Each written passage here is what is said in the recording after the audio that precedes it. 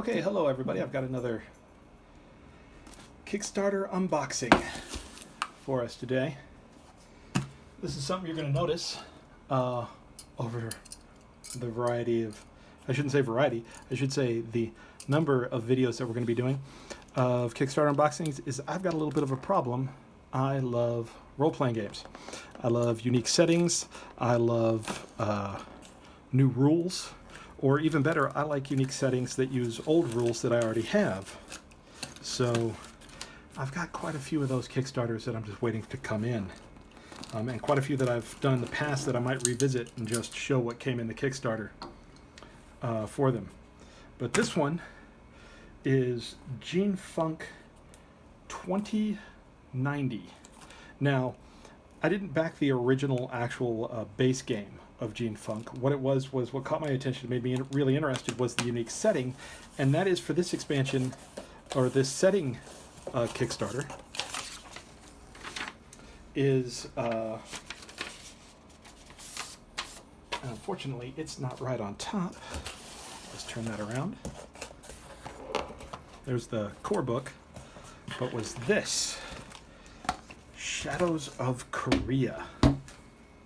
Now that really caught my attention because this is Gene Funk is a kind of dystopian sci-fi future, very much in the vein of Neuromancer or Cyberpunk, except with a more heavy lean towards genetic manipulation.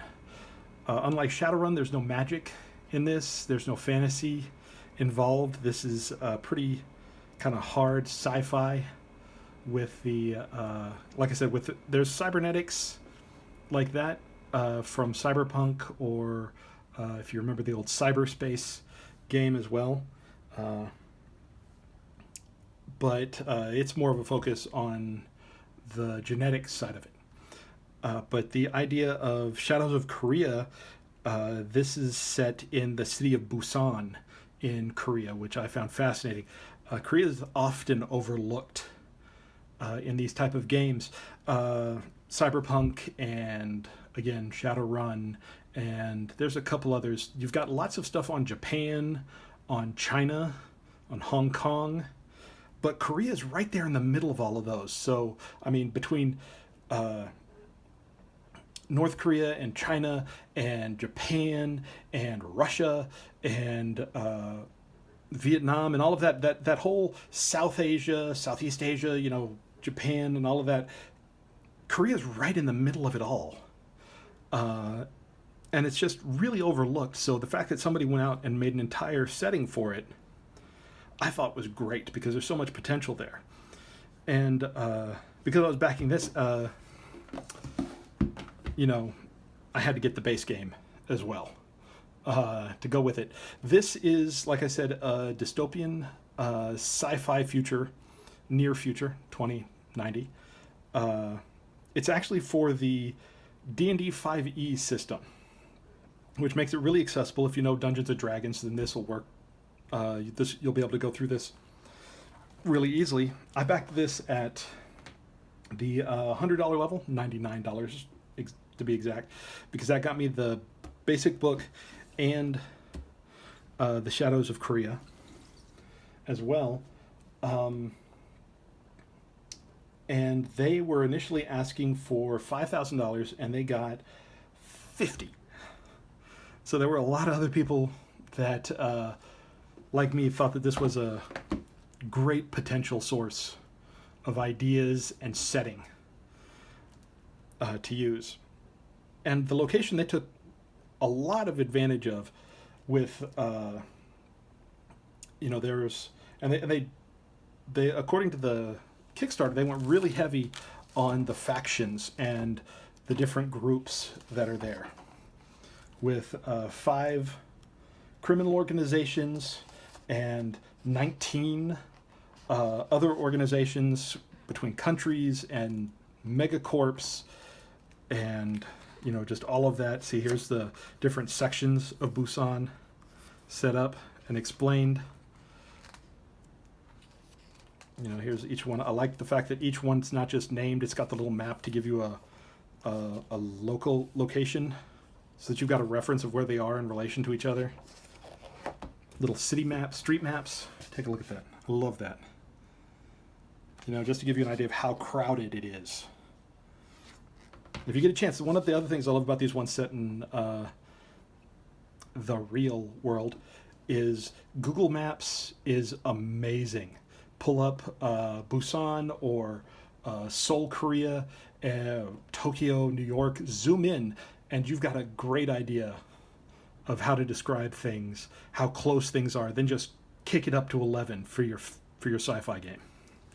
But anyway, yeah.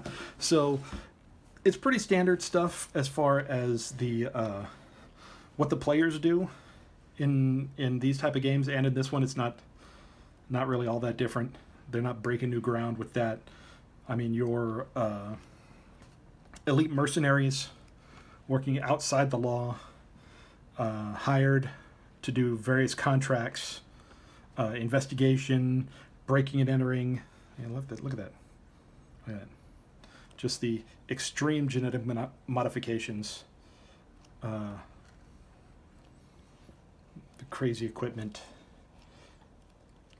to work for various organizations or to ally yourself with a variety of organizations. I'm really interested in this right here. Okay, they've one of the things that they did that was advertised for the Shadows of Korea was expanded hacking rules. This can be the biggest trip up for any modern or especially sci-fi RPG, because a lot of times it's treated as a mini game that is played alongside. You know, if somebody says they want to be a hacker, you know, you'll get experienced players rolling their eyes as they know that whenever it comes time for that character to do something, everything else grinds to a halt because it's almost a completely different game. So if they can get that right, that'd be a big help, because that a lot of people don't play hackers for that reason. But let's go to what I actually kickstarted. I mean, that artwork just about tells you everything. How close the walls are, how the buildings, how high, the neon. Very, very Blade Runner. I love that. Love that aesthetic. And the groups, you know, obviously, look at that guy. He's huge. You know, what's up with him? Why are his ears pointed? What does that mean? This also comes with a lot of NPCs that they statted out and gave backstories for. What is with that giant freaking praying mantis looking thing? You know, I have very little idea of what you can play in this. I didn't look the game up much more than the what the actual Kickstarter was for. So I'm kind of excited about some of the other things that you can do or that you can encounter in this. So it looked like there was a mech around here somewhere that I might have passed on one of these pages, but we'll look that up later maybe. Encounter rules? Oh, there it is. Like, is that a mech or a suit of armor? Droid. Yeah, Goliath droid. Can you play one?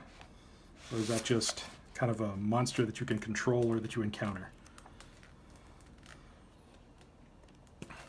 So yeah, look at that. I love the artwork. You know, badass characters that you can play. I'm a huge fan of Blade Runner and Cyberpunk and William Gibson. You know, if you could see my collection of role-playing games, you'd see a lot of games like this. And for the ones that I've actually played, look at that. I love these. You know, so what is like a hotel or an apartment or a coffin hotel, or what kind of floor plans do you have? I love the floor plans. Weird genetic monsters. There you go. Encounter sites and battle maps. The as they went up for their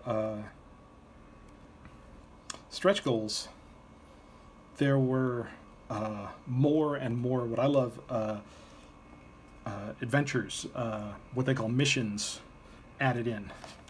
I mean, look at those guys. Wouldn't you love to play some of these guys? That'd be awesome. Like, do those tattoos mean anything? Or are they just cool tattoos, tribal tattoos? And he's got 4 arms. Crazy looking guy. Is that a mask, or is that really his face due to genetic modification? Don't know. The cool tail holding a dagger. And again, all of it in a place that is so undervalued and underused in these types of games. Nice looking character sheets. I like the DNA helix for your stats displays. That's really nice touch. Graphic touches like that really help me out, and I appreciate that. It really keeps you in the mood for the games.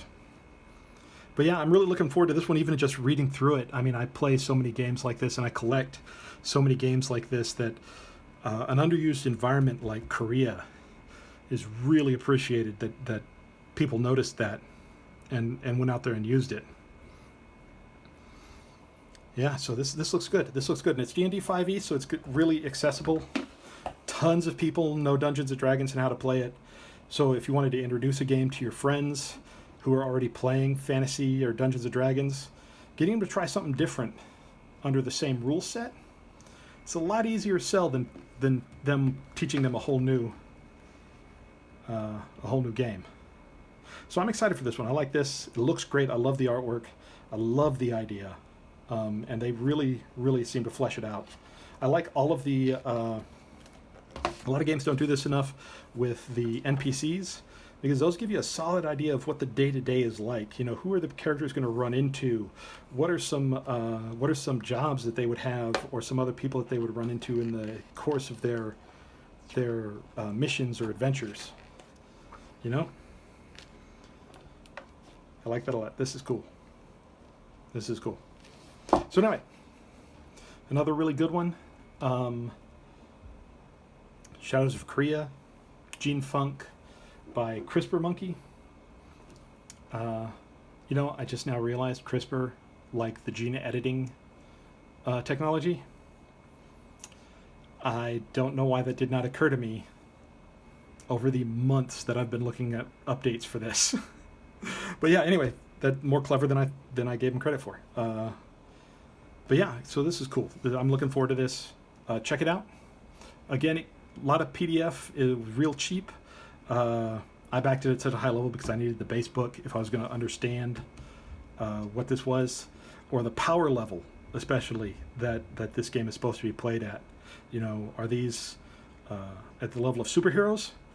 I mean, are we talking like Batman level? Or are we talking like, you know, or are we talking like Green Arrow?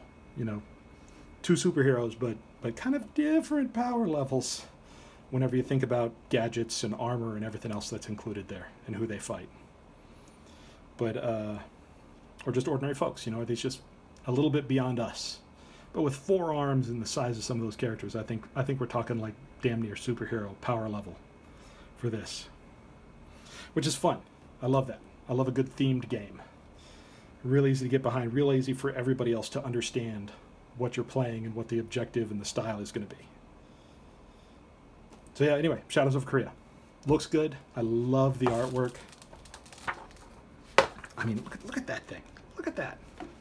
This one over here. I mean, what is that? If that's an ordinary guy, like 5'8", you know, 5'10", it's like 4 heads taller. That's 8 or 9 feet tall. You know, what's with that guy's hand? The old guy. I like that. So yeah. Really cool. It's supposed to have random encounter charts. That'll be interesting. I mean, a lot of these kind of cyberpunk games don't have, or Blade Runner type games don't have like random encounter charts, which I think are really kind of needed at times to let you know what's like what do people run into just crossing the town. You know, admittedly, player characters way up on the scale of weirdness. They're going to run into it way more, but you know, what can happen just crossing the road? I kind of like that. Anyway, yeah, excited about this one if you can't tell. Looks good. Really looking forward to it. Easy, accessible rules. I think I've said that quite a lot in this video, but it's a big plus if you are a little tired of your fantasy game, being able to slide over to something different because the rules are the exact same. Nobody's got a learning curve, really. All right, anyway, that's it. CRISPR Monkey, Gene Funk, 2090, Shadows of Korea. Love it. Looks great.